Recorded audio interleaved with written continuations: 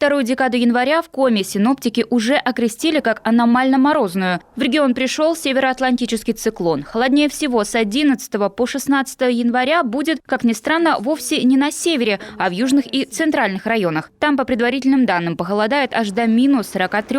На севере же столбики термометра опустятся примерно до минус 30. Получается, теплых дней же больше было, чем холодных меньше. Соответственно, февраль, я думаю, что тоже должен быть похолоднее. Все-таки зима, в России она должна быть суровой. Организм, в принципе, сам справляется с любой температурой, в том числе и холодной. Как считаете, сейчас морозно на улице? Сейчас минус 20, в принципе, считаю это нормальной температурой. Еще таких прям сильных морозов, чтобы долго-долго стояли морозы. Вообще в ближайшее время ожидаются очень сильные морозы. И как считаете, пару советов от вас, как пережить это время? Дома, наверное, посидеть. Мы будем дома сидеть. Получить обморожение при такой погоде проще простого. И чтобы этого не случилось, необходимо уделять внимание тому, что на вас надето. И главное, не количество вещей, а их качество. Не зря говорят, держи ноги в тепле. Соответственно, в первую очередь должна быть обувь хорошая, которая хорошо изолирует от низких температур. Одежда должна быть легкая, но теплая, чтобы не одел на себя тяжелый тулуп и пыхтел, шел, потел. От этого еще будет только хуже. Если человек вспотеет, то замерзнет он на морозе гораздо быстрее, чем человек, который не вспотел. Специалисты рекомендуют, при сильных морозах одевайтесь по методу капусты. Много слоев одежды, но не слишком толстой. Отдайте предпочтение более тонким и качественным тканям. Так ваше тело точно не вспотеет, сохранив при этом тепло. Но если все-таки обморожение произошло, главное – правильно оказать помощь. Первая помощь при отморожении является прекращение охлаждения. То есть необходимо пострадавшего завести в теплое помещение. Снять промерзшую обувь, носки, перчатки.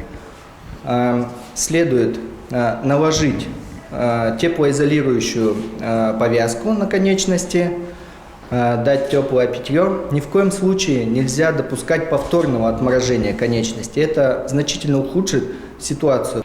И ни в коем случае не растирать обмороженные участки тела. Так вы нанесете еще большую травму пораженному участку. От мороза крайне необходимо оберегать детей. Чем меньше возраст, тем хуже работает термообмен. В активные дни ребенка на улицу лучше не выпускать. В сильные морозы в учебных заведениях зачастую объявляются активные дни. Обучение переводится в дистанционный режим. На этой неделе возможно похолодание, и, соответственно, активные дни будут объявлены в городе Сыктывкаре. Информация об активных днях можно будет получить различным способом, так как это удобно родителю. Узнать об активных днях лучше всего на сайте Управления образования. В некоторых школах и детсадах действуют так называемые родительские чаты. Там учителя сообщают о главных изменениях в обучении. Или включите проводное радио. В случае введения активного дня об этом сообщается в прямом эфире до 6:30 утра. Спасатели подмечают, зачастую сильные морозы еще и первопричина пожаров в жилых домах. Из-за понижения температур люди начинают активнее использовать отопительные приборы. В квартирах возгорания нередко возникают из-за перегрева обогревателей. В частных домах при неправильной эксплуатации печей. С начала года в Коми произошло уже 50 пожаров, 5 человек погибли. Некоторые случаи не укладываются в голове. Так, в Книжпогосском районе мужчина в состоянии алкогольного опьянения умудрился разжечь в квартире костер. В праздничные дни тоже тепло не было. Это основное обращение к населению. Это соблюдать элементарные требования пожарной безопасности при эксплуатации отопительных приборов. Как отопительных печей, так и электронагревателей. Не оставлять их без присмотра, не перетапливать.